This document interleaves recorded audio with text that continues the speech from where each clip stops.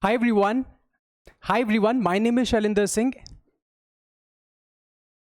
Hi everyone. My name is Shalinder Singh, and today we are going to discuss a very important topic from ancient Indian history, that is the Harappan civilization or the Indus Valley Civilization, or more recently, according to the updated NCERT textbooks, the Indus Saraswati Civilization. So friends, this is one of those topics that continues to remain important from the perspective of exam, both in pre as well as in mains. But it is also very important for us to know and appreciate the accomplishments of our forefathers, that thousands of years ago, they built such a huge civilization, the largest in the entire world during that period, and great town planning, great culture. Hi everyone, my name is Shalinder Singh, and today we are going to discuss a very important topic from ancient Indian history, that is the Harappan civilization or the Indus Valley Civilization, or more recently, according to the updated NCERT textbooks, the Indus Saraswati Civilization. So friends, this is one of those topics that continues to remain important from the perspective of our exam, both in pre as well as in mains. But it is also very important for us to understand and appreciate the accomplishments of our forefathers, that thousands of years ago, they built this huge civilization when almost the entire world was living in a state of nature. So that is something we should really be proud of. And apart from the fact that many of the present day crises that we have in India, like issues in town planning, drainage system, sanitation, a lot of these things, that is something we can learn from them. So without further ado, let's see what is going to be the scope of our discussion, and then we will take up these themes one by one. So first, we are going to talk about some basic facts that you must know about this civilization, followed by the chronology,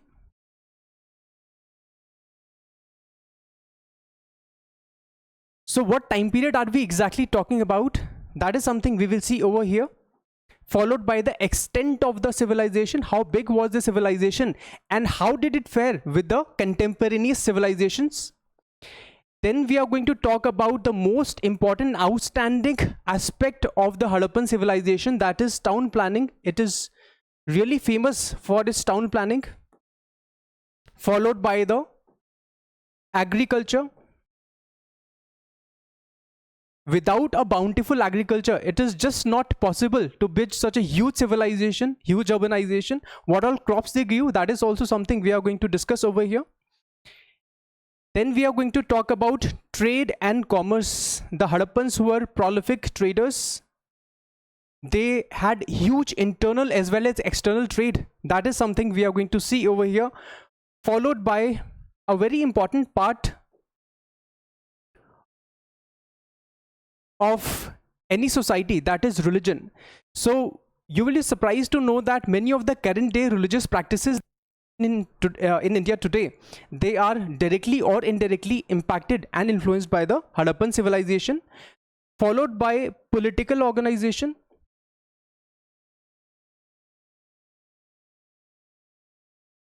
What sort of political authority the Harappans had over such an extensive area? Was it centralized? Did they have decentralized model of governance? Class like? All those questions we are going to answer over here. Then we are going to see language and script.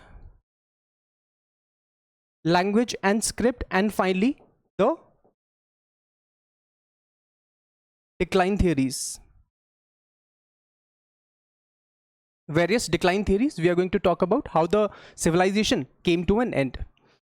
So let's start with the first aspect, that is the basic facts.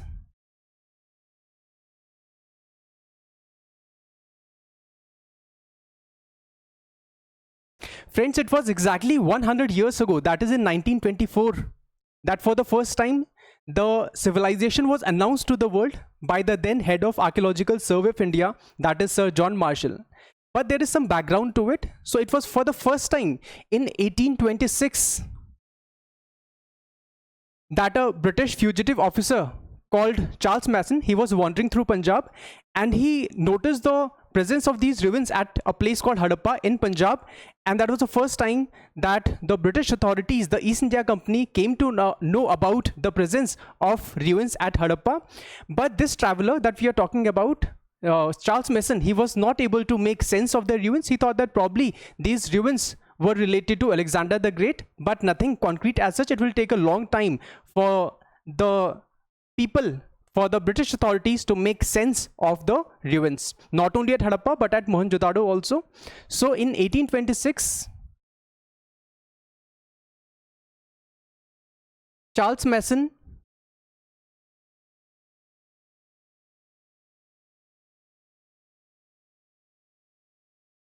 noticed ruins at Harappa.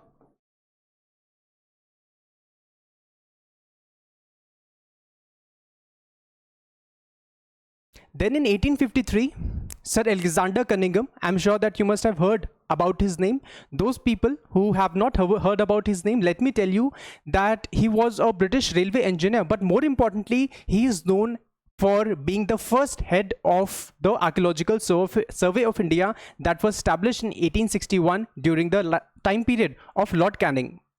So Sir Alexander Cunningham, he was a British railway engineer and he was deeply interested in Buddhist archaeology. He went to the site. He also made an attempt to make sense of these artifacts at the ground level, but he was not able to do so. So 1853, first visit of Harappa.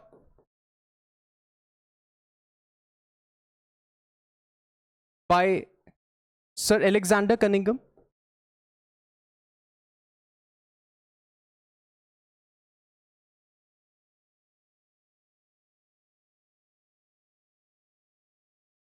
Fast forward to 1856. In fact, Sir Alexander Cunningham went to this site a couple of places, a couple of times. In fact, in 1856 also he went to the site, but as I said, he was not successful. In fact, the British would have to wait for a long time in order to decipher the real meaning of the ruins that they were looking at. But in 1856, one very unfortunate development took place, that two railway engineers, John and William Brunton, they were laying a railway track from Lahore to Multan. So while they were laying this railway track, they required track ballast. Now you would ask me, so what is track ballast? So track ballast are the small pieces of stones that you would have seen along the railway tracks. They are used for prevention of vegetation, for faster drainage, as well as for providing stability to the rail tracks. So they noticed the presence of these ruins at Harappa, mined the bricks, crushed them and laid for hundreds of kilometers, and that is how Harappa as a site got badly damaged. And that is exactly the reason that nothing much is left at Harappa today, in contrast to the remarkably well preserved site of Mohenjo-daro. So let us note it down over here. 1856, John and William Brunton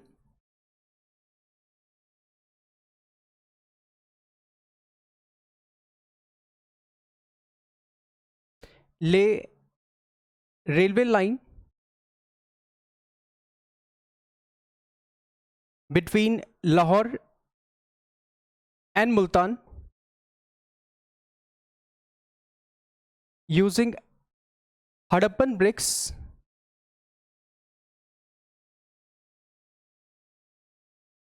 as track ballast.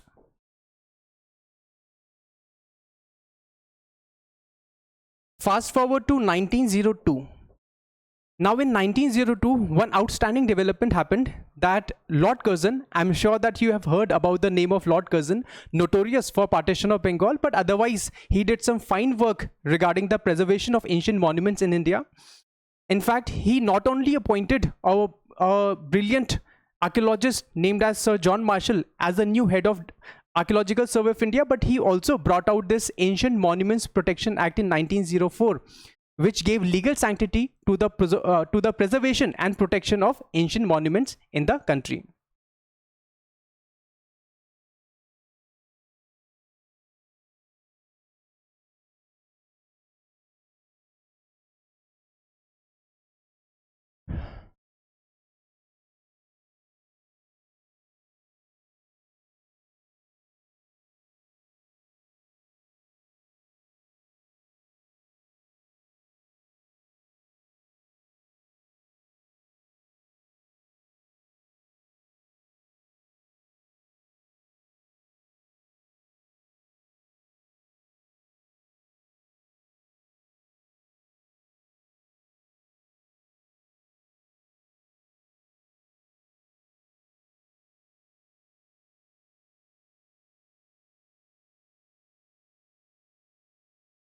Hi everyone, my name is Shailendra Singh and today we are going to discuss a very important topic from ancient Indian history, that is the Harappan civilization or the Indus Valley Civilization, or more recently, according to the updated NCRE textbooks, the Indus Saraswati Civilization. So friends, this is one of those topics that continues to remain important from the perspective of our exam, both in pre as well as in mains. But apart from the relevance of this topic in exam, it is also very important for us to understand and appreciate the accomplishments of our forefathers, that thousands of years ago they were able to build this huge civilization when almost the entire world was living in a state of nature. That itself is something we should really be proud of. And as we go along, you will see that there are a lot of things that we can learn from them even in the 21st century in India. So without further ado, let's see what is going to be the scope of our discussion. So first of all, we are going to talk about some basic facts that you must know about this civilization, followed by the chronology. What time period are we exactly talking about? We need to have some sort of anchoring in our mind, followed by the extent of the civilization. How big was this civilization and how did it fare with the contemporary civilizations like Mesopotamia? Then we are going to talk about the most important and outstanding aspect of the Harappan civilization, that is town planning, followed by agriculture. We will see how the Harappan agriculture was prolific so as to generate a huge surplus which sustained this entire civilization. We are going to talk about trade and commerce, how the Harappans traded internally as well as externally and built these huge trading networks, followed by a very important part for any human society, which is religion. And you will also see that many of the current day religious practices that we have in India, directly or indirectly, they are influenced by the Harappan civilization. We are going to talk about political organization as well.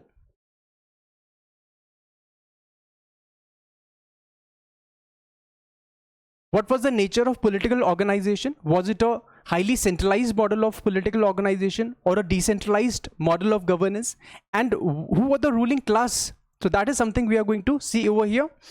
Then we are going to talk about a very controversial aspect, that is language and script.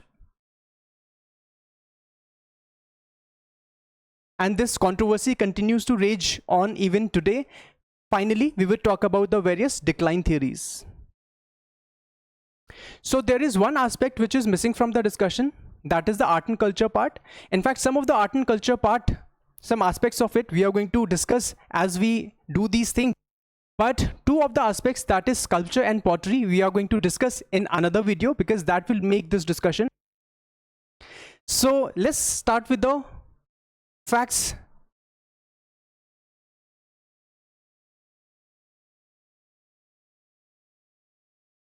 So friends, it was exactly 100 years ago in 1924 that Sir John Marshall, who was the then head of the Archaeological Survey of India, he announced to the world that they had discovered an ancient civilization in India. But there is a little bit of background to it. So let's see that background first. In 1826, Charles Mason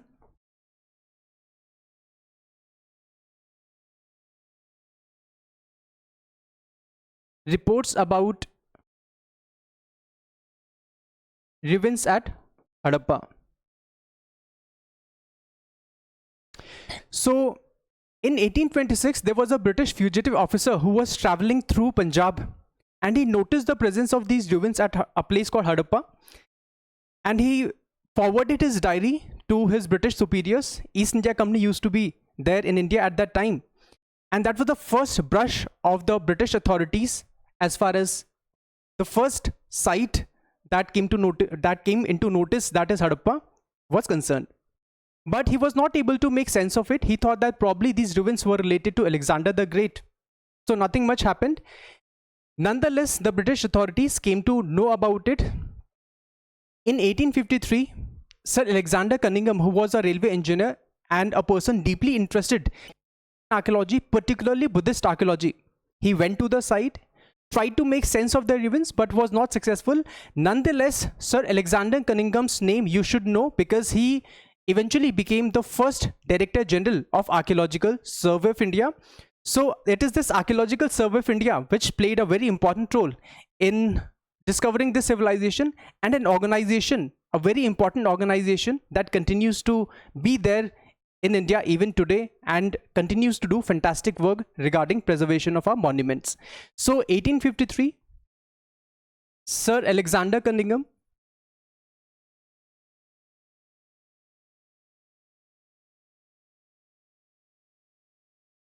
visits Harappa for the first time. In fact, Sir Alexander Cunningham made a couple of visits to Harappa, but he would not be successful. As I said, during his lifetime, his only remarkable contribution was the creation of ASI, as I just mentioned. In 1856, a very unfortunate development happened that two railway engineers, John and William Brunton, while they were laying railway line from Lahore to Multan after the annexation of Punjab in 1849. Now you tell me, a question for you guys, that when did annexation of when did that under whose time period annexation of Punjab took place? So when they were laying this railway track, they wanted track ballast to be used along the railway tracks. Now track ballast are the small pieces of stones that you would have seen along the railway tracks. They prevent growth of vegetation, and they also facilitate better drainage and also provide stability to the rail tracks. So they saw these ruins at Harappa, they crushed the bricks and used them as railway tracks, and that is the reason actually Harappa as a site got badly damaged, apart from the damage that was done by the local villagers or the brick robbers. And that stands in contrast to the remarkably well preserved site of Mohenjo-daro, where we have these structures like the Great Bath, Great Granary, almost well preserved. So 1856,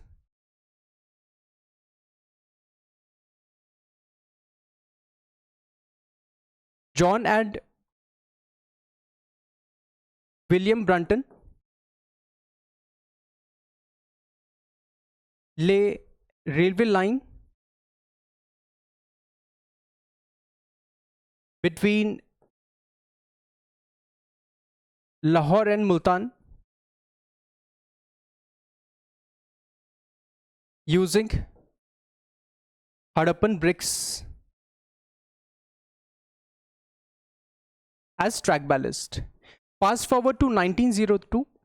In 1902, a young and brilliant archaeologist named as Sir John Marshall was appointed as the new head of Archaeological Survey of India by Lord Curzon. I'm sure that you have heard about the name of Lord Curzon, notorious for partition of Bengal. But otherwise, let me tell you that he did some fine work regarding the preservation of ancient monuments in India. Not only he appointed this brilliant and young archaeologist as the new head of ASI, he was just 26 years old at that time. Can you imagine, just 26 years old? But Lord Curzon also enacted the Ancient Monuments Protection Act in 1904, which gave legal sanctity to the protection of ancient monuments in India. So 1902, appointment of Sir John Marshall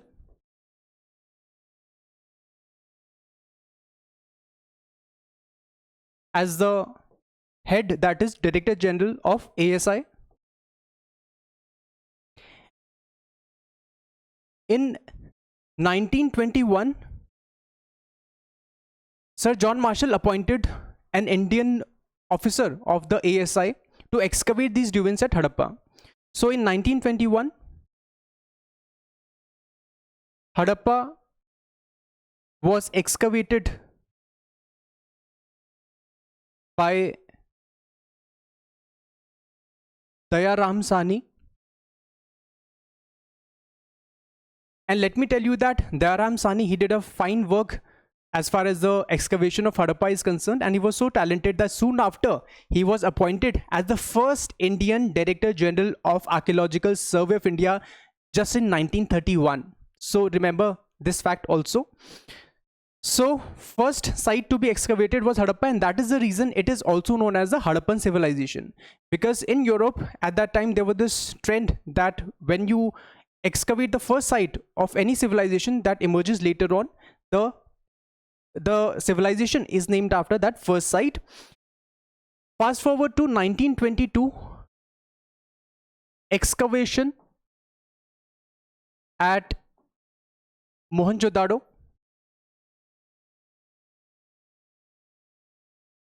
by R.D. Banerjee.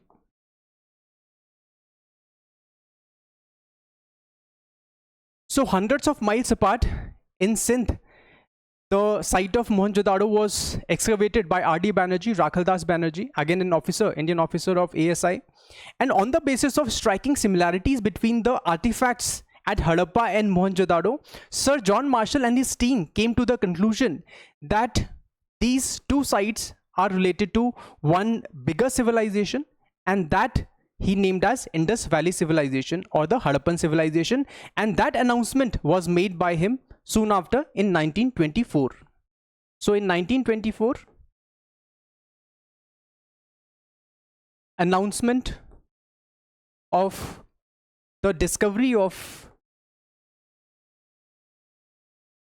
the IVC. So you can see that with one single stroke, Sir John Marshall pushed back Indian history by about 2500 years, and the name of our civilization also got listed in one of the ancient civilizations of the world. So now that we have been talking a bit about chronology, let us see exactly what time period are we talking about. So let's move on to the next aspect, that is the chronology. So friends, the time period of the Harappan civilization can be divided into three phases. First is early Harappan phase,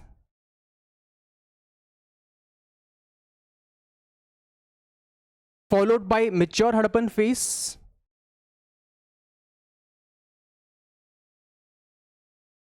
and then we have the late Harappan phase. Let us see the time periods also. This is 3300 to 2600 BCE, before Common Era, 2600 to 1900 BCE, and finally 1900 to 1300 BCE. Now in some of the sources you might see some different dates, but please don't worry, that is also fine. But these are the dates that I've taken from the updated NCERT textbooks, and of course you can rely on the updated government data. So let me tell you that the early Harappan phase is a rural society. It's an agrarian phase of the Harappan civilization. The surplus is not very great, agriculture surplus.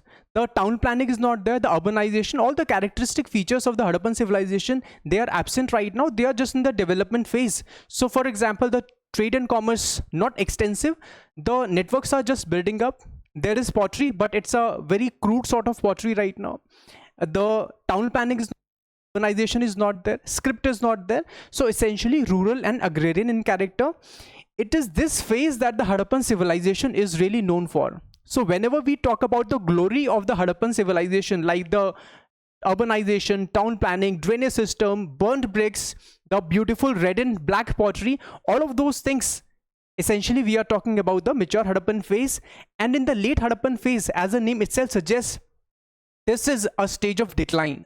So all these things that we have just talked about, either they are gone, they are missing, or they are there in a very degraded form. For example, urbanization would not be there anymore, town planning would not be there anymore, drainage system is totally collapsed, the trade and commerce has collapsed, especially with the foreign countries, and things like pottery, they continue to be there, but the beautiful characteristic pottery that we see during the Harappan period, the red and black pottery, that is gone. It is more of a pedestrian pottery, a very bland and simple sort of pottery that we get to see. So you can liken the stages of the Harappan civilization to an individual, to an organism.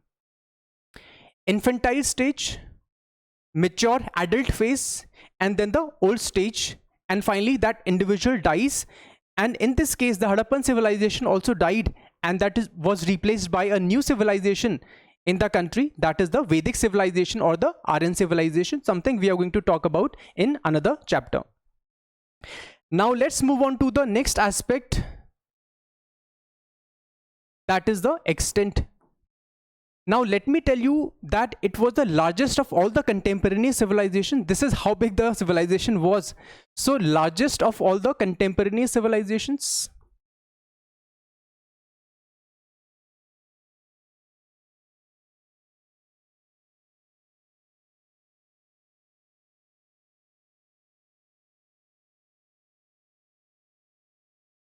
How big exactly? About 13 lakh square kilometers.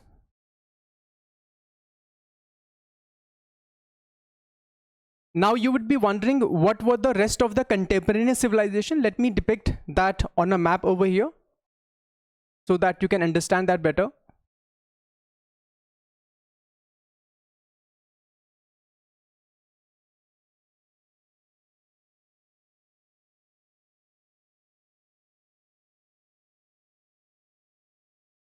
So one was the Egyptian civilization. Then we had the Mesopotamian civilization, followed by the IVC that we are talking about, and the Chinese civilization. Each one of these civilizations was located around a river or a group of rivers. For example, in the case of Egypt, it was a Nile river, one of the outstanding rivers, one of the longest rivers in the world. Followed by Mesopotamia, here we have Tigris and Euphrates, two very important rivers. In the case of IVC, the Indus River and its tributaries, and of course the Saraswati River also and its tributaries. And in the case of China, we have the Wango River. So these are the contemporary civilizations. As I said, IVC is the largest one. Now, if we were to see within the Harappan cultural realm, what were the extremities of the civilization in terms of extent, the northernmost, easternmost, westernmost and southernmost outpost of the civilization? Let us see that with the help of two intersecting lines. So the northernmost extremity is represented by Manda in Jammu. Manda in Jammu, located along river Chenab. So you should remember the names of the rivers also. Alamgirpur represented the easternmost outpost. Alamgirpur. It is in West UP, Meerut district to be more precise. River is Hendon River. The southernmost extent was represented by Daimabad in Maharashtra. River is Pravara River. And the westernmost extremity is represented by a place called as Sutka Gendor. Where is it located? In the restive province of Balochistan. You know, recently there were this attack on the Pakistani military, and hundreds of these Pakistani military personnel died over here. So Balochistan, rich in resources, by the way, oil and gas particularly. As far as the river is concerned, it is Dasht River over here. And if I were to represent on a map, on the Indian map, it would be Manda over here. It would be Sutka Gendor, Alamgirpur and Daimabad.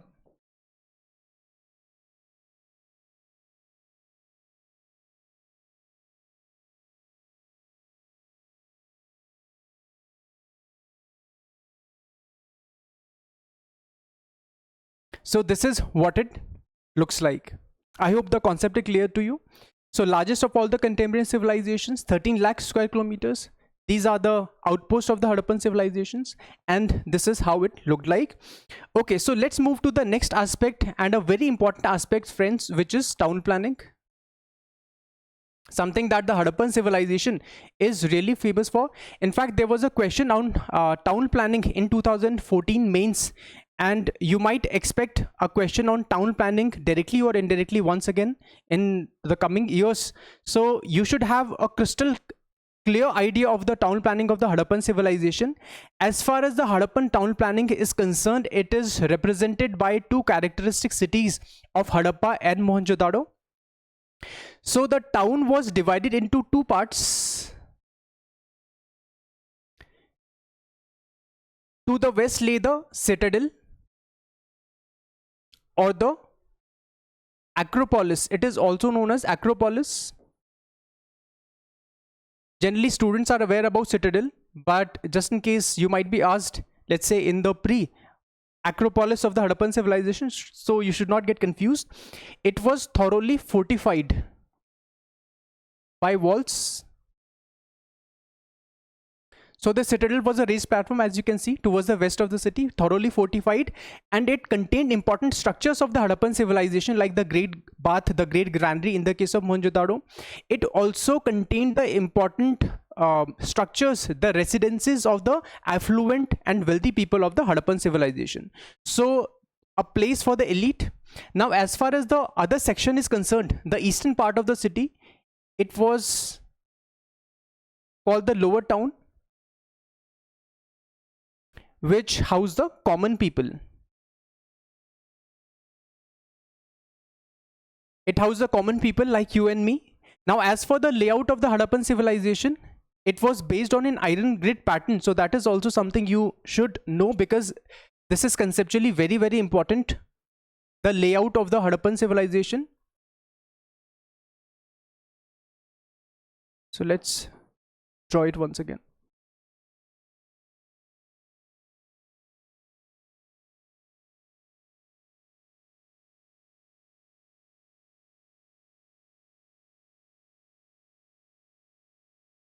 So this is called iron grid pattern. It is also known as square grid pattern.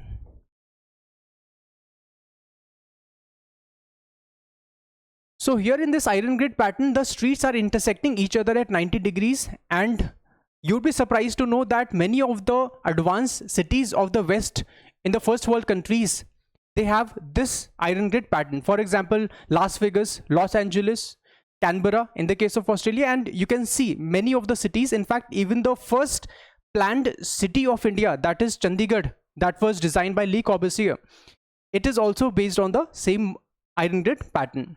So you can see thousands of years ago, our forefathers had this conception. That is something we need to learn even today, wherein the Indian cities, you know what sort of town planning we have today in the country. And in any way, so the roads are intersecting each other at 90 degrees. The houses did not open up to the main streets. Please remember, the houses did not open up to the main streets with the exception of Lothal. Otherwise, the houses opened up to the by-lanes, alleys, जिनको हिंदी में गली बोलते हैं. So from there, the houses opened up. And as for the layout of the houses, that is also something you should be aware about.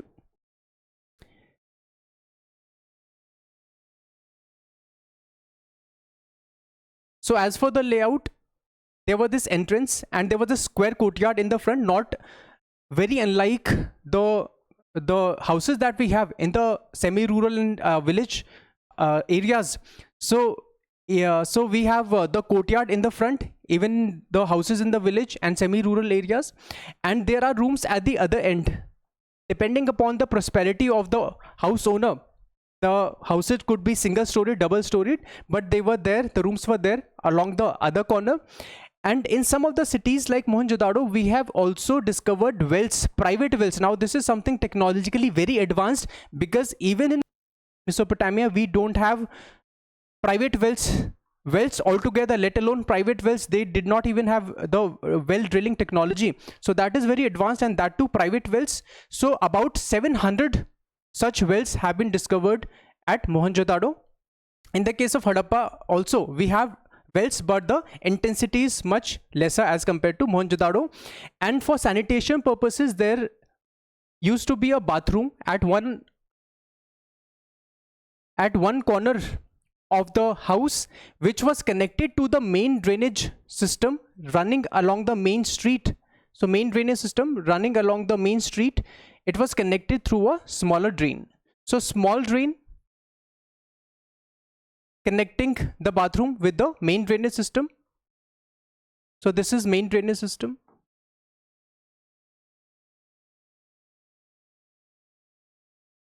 And this main drainage system was covered throughout its length by either rock slabs or burnt bricks. It was not open, unlike today, wherein frequently casualties happen. Somebody or the other drops into the drain and there's a loss of life.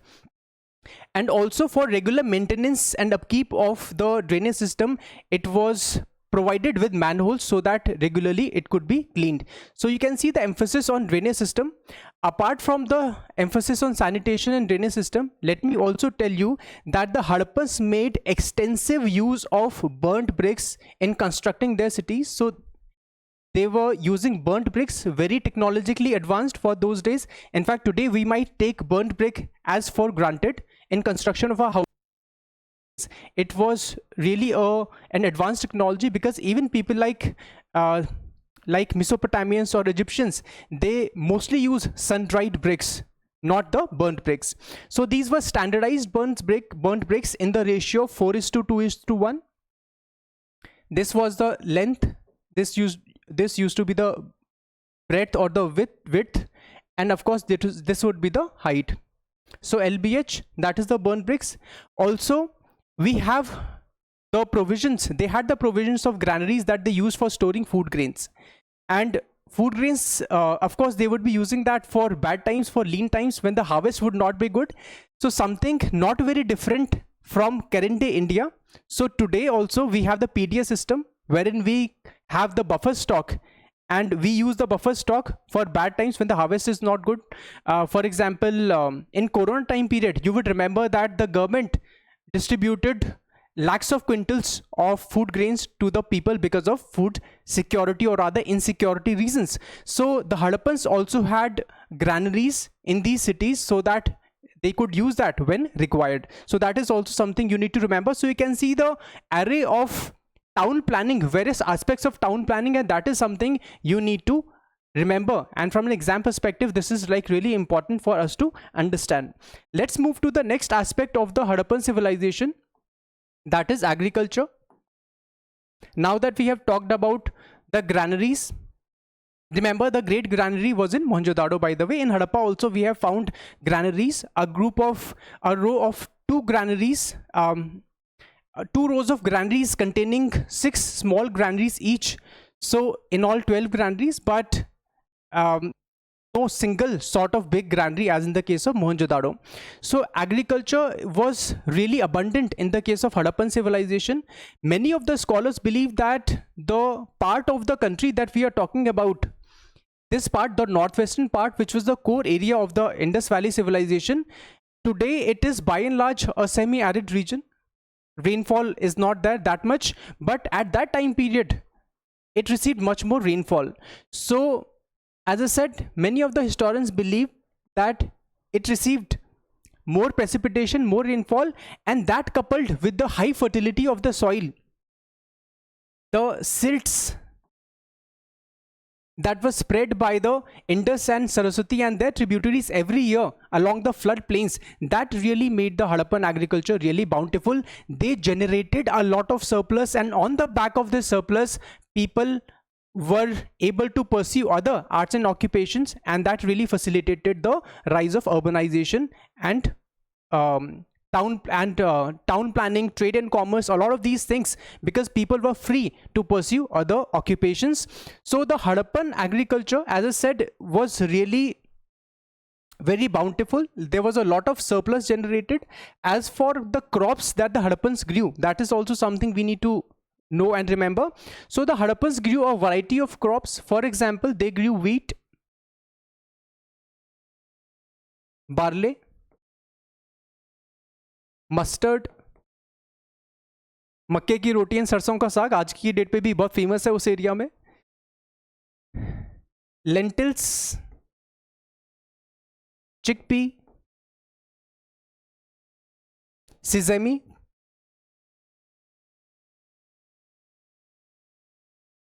that is till. So these are the various crops that the Hadappans grew. And you would also be surprised to know that the Hadappans were the first people in the entire world to grow cotton, and they produced cotton textiles. In fact, the monopoly over cotton textiles and the dominance over it we have had for thousands of years. It was only during the British time period that the flow got reversed, and we eventually became a net importer of the cheap British cotton textiles made in the factories of Lancashire, Manchester, Birmingham, etc. So very unfortunate development, by the way. You can see that the Hadappans also grew cotton. For that reason, the ancient Greeks called cotton as Sindon. Sindh se word aa raha hai. It is coming from the word Sindh, Sindon. As for the evidence of rice, by and large, they were not a rice consuming society, but we do have evidence of rice from two places, that is Lothal and Rangpur, both in Gujarat. So just two places from where we have evidence of rice. Naturally, because of the surplus of the Harappan civilization and because of the variety of the crops that they grew, one question that comes to mind is that did the Harappans use plowshare?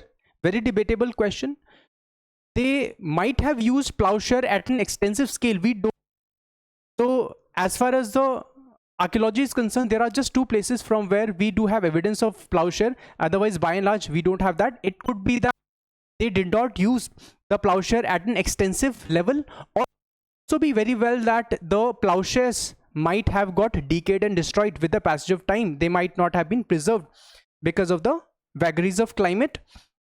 So evidence of plowshare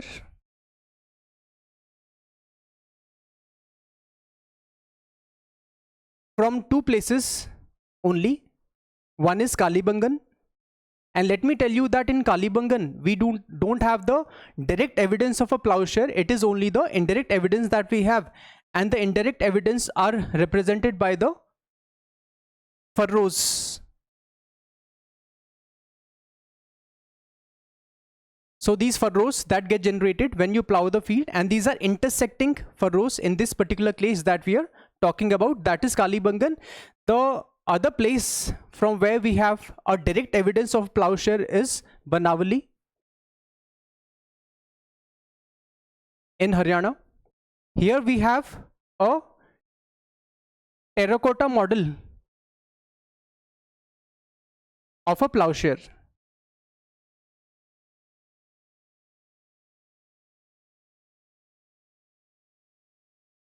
And one more aspect is remaining in this discussion, that is the canal irrigation. Because I told you that the area perhaps received more rainfall, and that is the reason for the success of the Harappan civilization, coupled with the high fertility of the soil. But canal irrigation, was it used at the extensive level? So for archaeologically speaking, we have the evidence of canal irrigation just from one particular place. By and large, we don't have any evidence. That is in contrasting difference to the extensive network of canal irrigation that the Mesopotamians had. So on that front, the Mesopotamians, perhaps they did require canal irrigation to that extent. In the case of the Harappan civilization, they might not have required, and that is probably the reason that we don't come across evidence of canal irrigation at any extensive scale. So as far as the evidence of canal irrigation,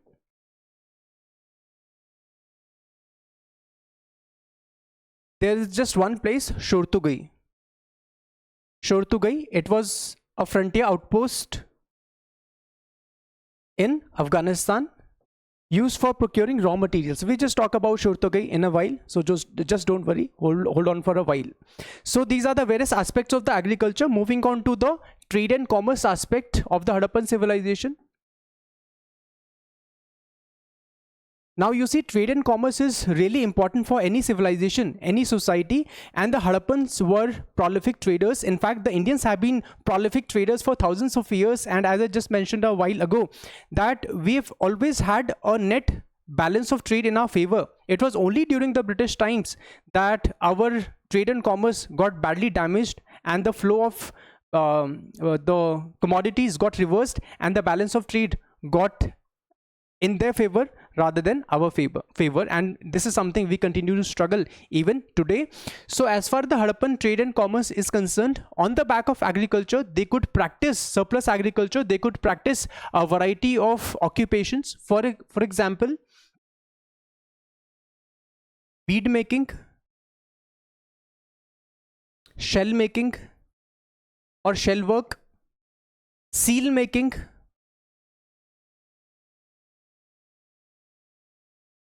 pottery, weaving. So you can see the Harappans practice a variety of arts and occupations. Metal work, and in metal it was copper and bronze. Please remember, the Harappan civilization is a bronze age civilization. It is not an iron age civilization. Iron was not yet discovered. So various occupations. There was barter system for trade and commerce. No evidence of metal currency has been found. So barter system, I'm sure that you know, one commodity is traded with another commodity, that is the barter system.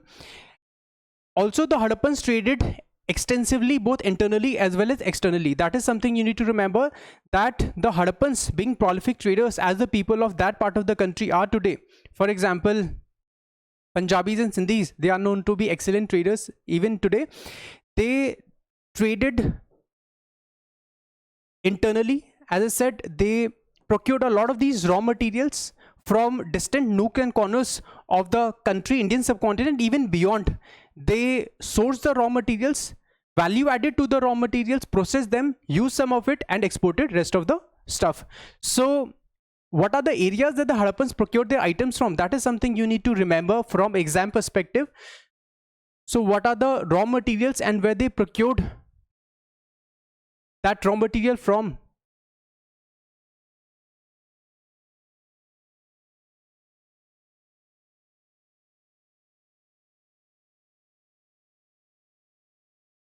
Copper was procured from Khetri copper mines in Rajasthan, and you know that it continues to generate copper for us even today. So Harappans were using and mining copper from Khetri, and today also we are using Khetri copper mines. You can see that how abundant this copper ore mine must have been. Then we have tin that was procured from Afghanistan and Iran. A semi-precious stone known as lapis lazuli that was extracted from the mines of the Hindu Kush mountains, and Shortugai was a trading outpost for that. So lapis lazuli procured from the Hindu Kush mountains, it was derived from Afghanistan. Turquoise, a semi-precious stone, was sourced from Iran. Gold from Kolar gold fields, KGF movie. I'm sure that you might have watched that movie. So Kolar gold fields, where is it located? In Karnataka.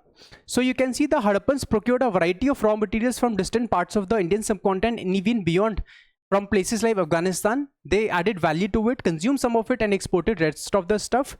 We do have evidence of factory sites. For example, all these things that we are talking about, for example, bead making, shell making, and let's say metal work, we do have factory sites, discovery of factory sites at the ground level from places like Chanudado in the case of Sindh, Mohenjo-daro again Sindh, Kalibangan, Lothal. So these are the factory sites wherein they manufactured these a variety of these commodities, and then they exported a good part to other countries. For example, Mesopotamia. As far as the Mesopotamian trade is concerned, we should have some idea about it because that remains very important from exam perspective.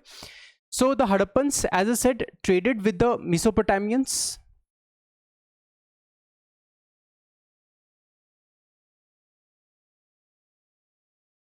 They traded with the Mesopotamians through two routes. This is Mesopotamia and this is IVC. One is through the sea route. So one is through sea route. We have the discovery of an ancient dockyard at a place called Lothal. So Lothal, it has been called as the world's most ancient dockyard.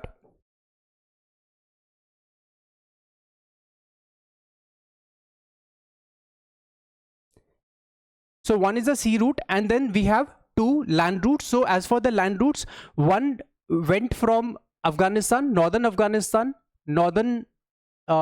Iran, Central Asia, and finally to Mesopotamia.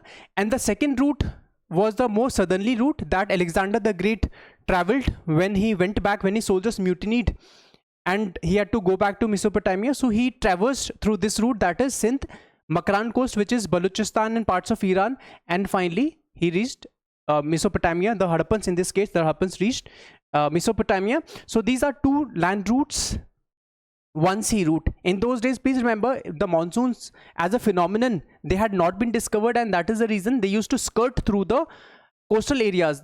So they had these boats and they used to skirt, they used to keep close to the coastal area so that they don't get lost in the high oceans.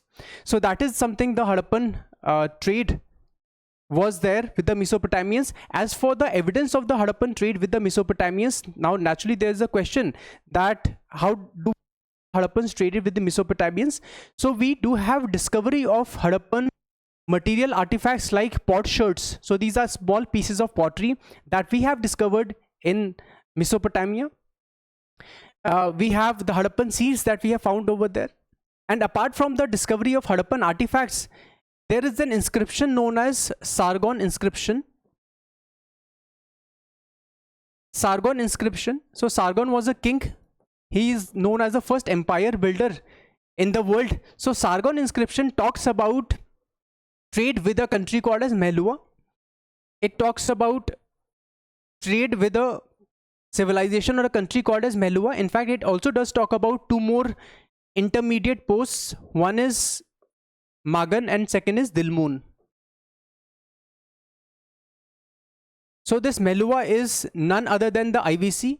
Magan has been deciphered as Oman, and Dilmun was perhaps Bahrain.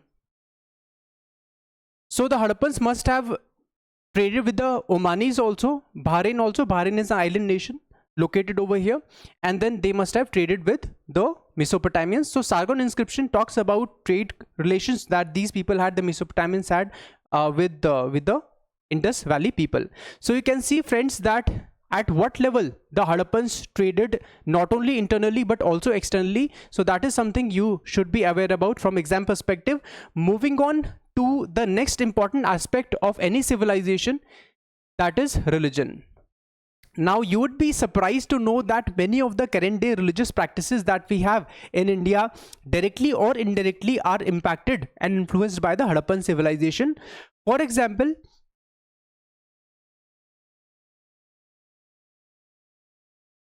from almost every Harappan city and from almost every Harappan house, the archaeologists have discovered images of Mother Goddess.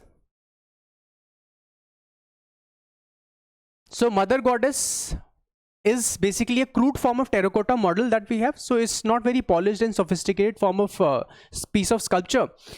So there is this lady who is having a fan-shaped headgear on her head, and she's also wearing these necklaces on a prominent breast, and she also has a skirt around her waist. As I said, made of terracotta, not very refined, polished. She has got pinched nose and pinched eyes. So these images were perhaps used for cultic reasons, for religious reasons, and many of the archaeologists and scholars have equated the image of Mother Goddess with that of Goddess Durga and her incarnation Shakti. So directly or indirectly, it might have influenced the worship of Durga and her various incarnations. So images of Mother Goddess, as I said, found very widely. Another important object that we have found is the seal of Pashupati Mahadev. Seal of Pashupati Mahadev. It has also been called as Proto Shiva. So Sir John Marshall likened it to Proto Shiva, an early version of Lord Shiva. So what is this seal depicting? So this is a square seal made of statite, 2 by 2 square inches in size approximately. And here we can see a 3-horned deity. So there is a deity, a godlike figure having 3 horns, and he's sitting in a yogic posture, cross-legged in a yogic posture, surrounded by these animals. So what are these animals from exam perspective? In the pre, they might ask you, it is important. So he's surrounded by these animals like rhino, buffalo, elephant, and tiger, and below his seat appear two deer. So there are two antelopes below his seat. So this is the seal of Pashupati Mahadev. Where was it discovered from? It was discovered from Mohenjo-daro. It has been connected and linked with Shiva. So that is also something you can see. How is it relevant to the present day religious practices that we have in India? Apart from this, the Harappans also worshipped various birds, plants and animals. So there are some birds, plants and animals that you need to be aware about. For example, the Harappans worshipped people in trees. They held humped bull as sacred amongst animals, and they held dove as sacred amongst birds.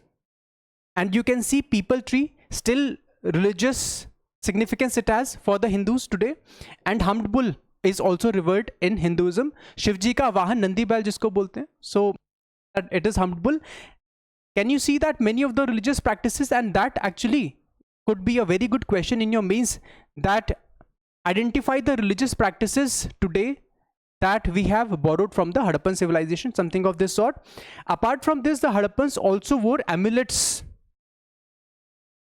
Even today, many of the Indians, including Muslims by the way, they wear tabeej, apart from Hindus. So they wear tabeej, amulets. So amulets are used for driving away negative energy, for warding off evil eye, bad eye, buri nazar se bachne ke liye.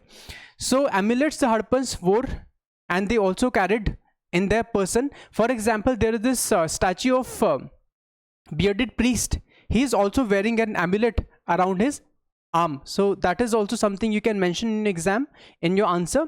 And then we have the evidence of great bath that we have found from Mohenjo-daro. So there is a structure of great bath located on the citadel. I told you in the beginning while we were doing town planning, and this great bath was apparently used for mass religious bathing. So mass religious bathing, like today we have Har Ki Pauri in Haridwar, Sangam in the case of Allahabad. So in these sacred cities that we have in India today also, there are these thousands of people flocking together. They have this spiritual bathing. So it is not the normal routine sort of bathing that we do in the morning every day, but it is the spiritual cleansing of the body, and all these devotees come together and they take bath collectively, and this is the great bath, something the Harappans used to do even in those times. So you can see that all these practices, they are very, very strikingly similar to the practices in Hinduism in the present day India. Moving on to the next aspect, which is the political organization.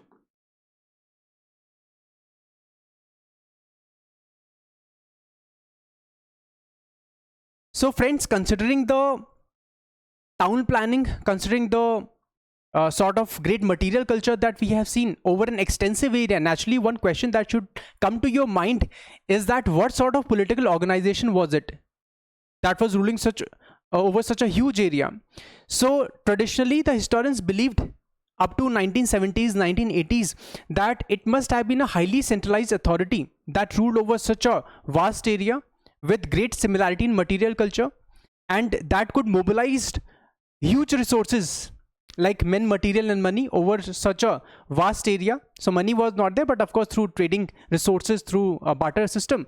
So it must have been a highly centralized authority. But over recent years, many of the archaeologists and historians are now also propounding this theory that the Harappan civilization might have been a decentralized model of governance also, wherein small city states or small areas or small states might have ruled on their own, and they must have been in contact with one another, and that is the reason that they were, since so much into trading with each other, there's a great similarity in material culture. So you just don't need one highly centralized authority to make sure that there is uniformity in material culture, but it could also be because the states, the regions, small states are interacting with each other. Let me give you a very good example that on the eve of Indian independence, we had about 565 princely states, and apart from the British Indian provinces I'm talking about, and all these states, of course, we do have similarity, affinity in material culture. So I hope the decentralized model of this political organization is something which might be making sense to you by this example. So many of the historians have now started believing in this theory, but nonetheless there is no one conclusive answer. It continues to be a debate, it continues to be a controversy, there is no consensus on it. And also the second aspect, that what was the ruling elite like, what class exactly are we talking about? So D.D. Koshambi, the great historian, and Romila Thapar, they believed that it was a priestly class that was ruling over the Harappan civilization. So as I said, D.D. Koshambi and even his student Thapar, very renowned historian, according to them, Harappa might have been ruled by a class of priests, but since there is no evidence of these big temples, as in the case of Mesopotamian Egypt, many of the scholars have argued that it must not have been ruled by a priestly class, because then naturally the priest would want to exude their power, and the way to manifest their power might be big, must have been big temples and such religious structures. We have not come across that. Other scholars believe that the Harappans might have been ruled by a class of warriors, but the biggest shortcoming in this argument that the Harappan civilization was ruled by a class of warriors was that there is no discovery of large-scale discovery of weapons. There are hardly any weapons that have been found in the Harappan civilization, and that is the biggest loophole of this argument. Nonetheless, R.S. Sharma, another stalwart historian, R.S. Sharma says that it might have been ruled by a class of traders and merchants, because the Harappans were prolific traders, and since there is by and large absence of weapons, the Harappans must have been ruled by a class of traders and merchants. But as I said, there is no consensus around it. It continues to be a debate, and like this debate, another debate is the debate regarding language and script. Language and script. What was the language of the Harappan like, and what was the script? See, some of the historians have likened the Harappan language to Dravidian language. Other scholars have suggested that it is close to Sanskrit language, but as I said, there is no consensus around it. And the main reason is that the Harappan script has not been deciphered, like Brahmi script was deciphered by James Prinsep, an ICS officer, in 1837, and that is the time that we had the resurrection of Ashoka as a great emperor. So far the Harappan script has not been deciphered. Many attempts have been there by and large, but none of them being satisfactory in nature. So as for the language, as I said, there is no consensus. As for the script, again, we don't know what was the script like. But as for the nature of the script, we do have certain idea. We cannot, of course, read the script, but we do have some idea about the nature of the Harappan script. So the script of Harappans is logosyllabic. It is logosyllabic. It is also known as pictographic. Pictographic, wherein each symbol represents a particular idea, each character represents a particular idea. It is not like these letters that we have today, and collectively they are making sense. So individually one character, one symbol would represent something. Then the Harappan script was written from right to left. It was written from right to left. So today we write Hindi, we write English, all these languages, and these scripts, they are written from left to right. But like the Semitic languages and scripts that we have today, for example, Arabic, Persian, etc., Urdu, so all these scripts are written from right to left. In some cases, the Harappan script, apart from the right to left flow, in some cases the direction changes, so it becomes bidirectional, something like this. And whenever there is a change in the line from the next line onwards, there is a change in the direction, it is known as boustrophodon. So please remember, Boustrophodon is a style of writing wherein the direction of the script changes in the next sentence. In many of the sources, you might see that the Harappan script has been called as Boustrophodon. But Boustrophodon is not a script as such. It is a way of writing wherein we change the sentence, the direction of the sentence from the next sentence onwards. So it literally means as the bull turns, as the ox turns. This is a Greek word, by the way. So you can see that we are going from right to left, and then from left to right, and then from right to left. In any case, the Harappan characters are not very long. The Harappan script is not very long. By and large, we have 400 symbols or characters that we mostly see on the Harappan seals.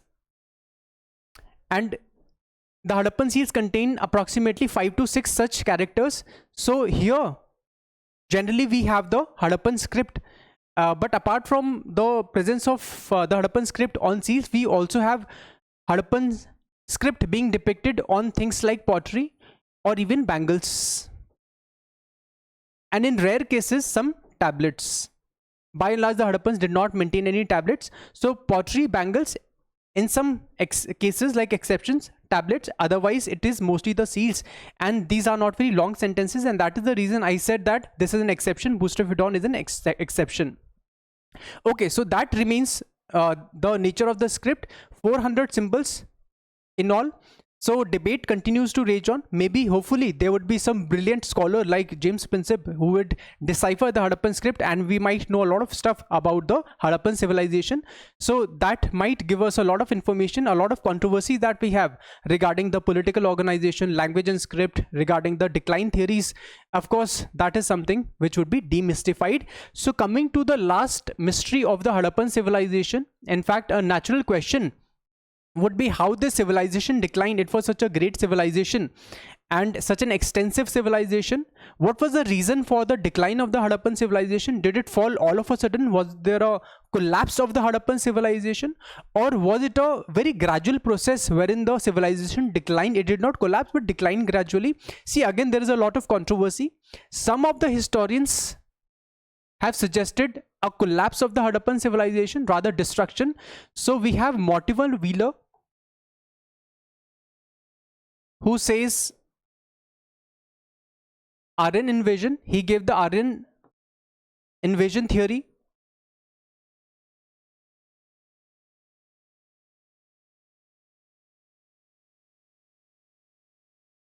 Now, who was Mortimer Wheeler? He was the head of Archaeological Survey of India from 1944 to 1948. And apart from Sir John Marshall, he is the second important personality, a second important head of ASI in the pre-British time period, in the pre-independence time period, who did fantastic work regarding Harappan archaeology. So he suggests that Aryans invaded the Harappan civilization. For evidence, he gives this evidence from Mohenjo-daro. At the upper levels of Mohenjo-daro, we do have some findings of this group of skeletons that are lying helter-skelter along the streets, in the rooms, and it appears that they were trying to flee and somebody overtook them and somebody injured them. So there are these injuries of these weapons on their bodies, on their bones, and that is then evidence which has been suggested by Mortimer Wheeler as saying that it was the Aryans at the upper levels around 1500 BC, 1600 BC. That was exactly the time period that the Aryans came to the country. Apart from this evidence, he also suggests that in Rig Veda, the Aryans have talked about a city called as Haryupia that they have destroyed. Their warlord, that is the most important god of the Harappans, Indra, destroyed. So Haryupia has been deciphered as Harappa, equated with Harappa by Mortimer Wheeler. So that is the evidence that he has suggested. Apart from his theory, we have some more archaeologists and historians giving their own theories. For example, Robert Raikes and George Dales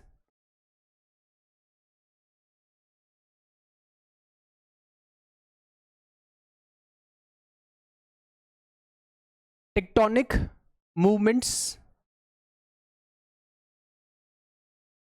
caused flooding. So you know that the Indian plate is seismically active and it is subducting beneath the Eurasian plate, and along this zone of subduction, be it the Kirthar or Solomon ranges or be it the Himalayan mountain ranges, so we do have seismic activity, time to have these tectonic movements and earthquake consequently. So in this area probably there might have been some tectonic movements that would have led to flooding of the civilization. It might have caused widespread flooding, because as earthquakes would have taken place or some sort of tectonic activity would have taken place, the rivers would have been damped and that might have spread across the waters of the rivers. So flooding was the reason according to these people. Then we have another scholar, Lambrick, who suggests shifting of the course of Indus River, shifting of the course of Indus River. We all know that the rivers keep on shifting their courses, so the river changed the course, and the cities that were located along the Indus River, they might have been distanced from the main source of water, that is the Indus River. So all these cities that we have talked about, by and large, they were located around these rivers, and when the Indus and its tributaries, and when the river shifted, of course that would have led to the starvation of these cities in terms of water. So Lambrick suggests shifting of the course of Indus River. Another historian and scholar, Fair Service,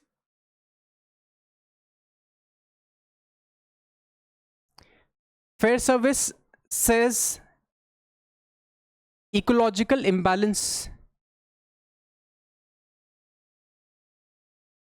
that it is ecological imbalance which destroyed the Harappan civilization, and as such it is not a catastrophic sudden event, it is a long-term event, it's a long-term decline of the civilization. So ecological imbalance, so how is it ecological imbalance responsible? So as the Harappan civilization grew, the population grew, the animals grew, and they put immense pressure on the natural resources, like we are putting pressure on natural resources, and the nature is also punishing us for that in terms of the, let's say, climatic changes, in terms of flooding, in terms of earthquakes and all seismic activities, so landslides, etc. So ecological imbalance was the reason that as population pressure was there of animals, of human beings on the pastures, on the trees, on the soils, ecological imbalance ultimately happened, and that led to degradation of the resources, which eventually led to the downfall of the Harappan civilization. So you can see different people, different scholars have propounded their own theories, but ultimately there is one conclusion that we don't know, but many of the scholars are now more receptive to this theory, that it might have been a long-term degradation of the Harappan civilization, decline of the civilization, in contrast to the widely believed earlier theory, that is the Aryan invasion, that Aryans all of a sudden they came on their horses and chariots and they destroyed the Harappan civilization with the help of their far superior technological weapons. So most of the scholars have rejected this, because of course we don't have large-scale violence, with the exception of Mohenjo-daro, then we don't get to see those large-scale evidence of violence. So that was discussion, friends. I hope you enjoyed this session and you learned a lot. So continues to remain important from exam perspective. Do go through it once again. Thank you so much. I will see you in another class.